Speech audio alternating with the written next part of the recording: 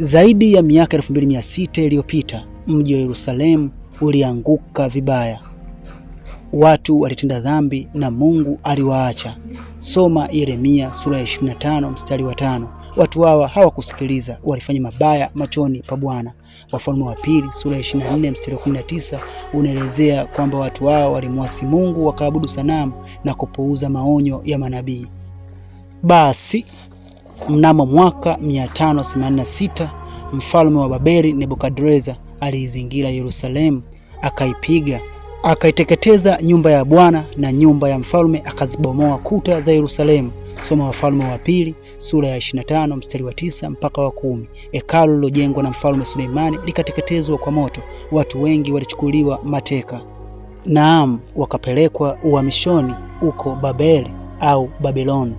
Lakini baadaye Mungu aliwakumbuka watu wake.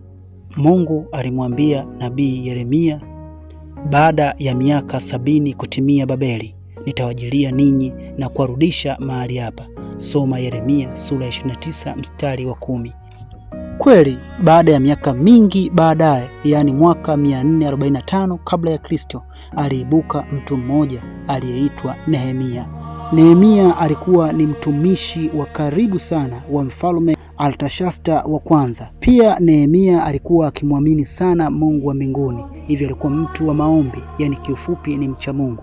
Alisikia kuhusu kuharibiwa kwa Yerusalemu na namna Yerusalemu ilivyoharibiwa vibaya na watu wake kutekwa, na nchi hiyo kuwa na watu wachache ambao wana udhaifu mkubwa kiuchumi, kiafya na kila kitu. Basi kupitia nafasi yake yeye aliamua kwenda kumwomba mfalme, akamwambia, ninaomba nipe ruhusa, ikikupendeza mfalme, unitume ndani ya mji wa Yuda ili niweze kuujenga upya Yerusalemu. Soma Nehemia sura ya 2 mstari wa 5. Basi mfalme alimruhusu Nehemia. Nehemia akafunga safari akaenda Yerusalemu.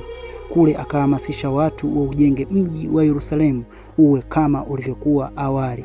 Soma Nehemia sura ya 2 mstari wa 17. Baadhi ya watu walikubali, lakini wengine kama alivyokuwa Sanbalati na Tobia walimdhihaki na waliwacheka watu walioambatana na Nehemia, wakasema, ukuta gani huo, hata mbweha wataweza kuuvunja. Soma Nehemia sura ya 4 mstari wa 3. Lakini Nehemia alimtegemea Mungu, alisema kupitia nguvu za Mungu mambo yataenda vizuri. Ukuta kweli ukamalizika kwa muda wa siku 52 na maadui wakatambua kazi hii imefanywa na Mungu. Soma Nehemia sura ya 6 mstari wa 16. Basi baada ya ujenzi, watu pia walikusanyika kwa ajili ya kusikia neno la Mungu kupitia kuhani mmoja alikuwa akiitwa Ezra. Huyu alikuwa akiwaongoza, wakasoma kitabu cha Torati. Watu walilarua mioyo yao na walilia. Soma Nehemia sura ya 8 mstari wa 8 mpaka wa 9. Torati iliwakumbusha kanuni ambazo Mungu anazitaka namna gani waishi. Lakini kupitia Nehemia Yerusalemu ulijengwa upya. Hicho ndio kisa au historia ya Nehemia na kuanguka kwa mji wa Yerusalemu.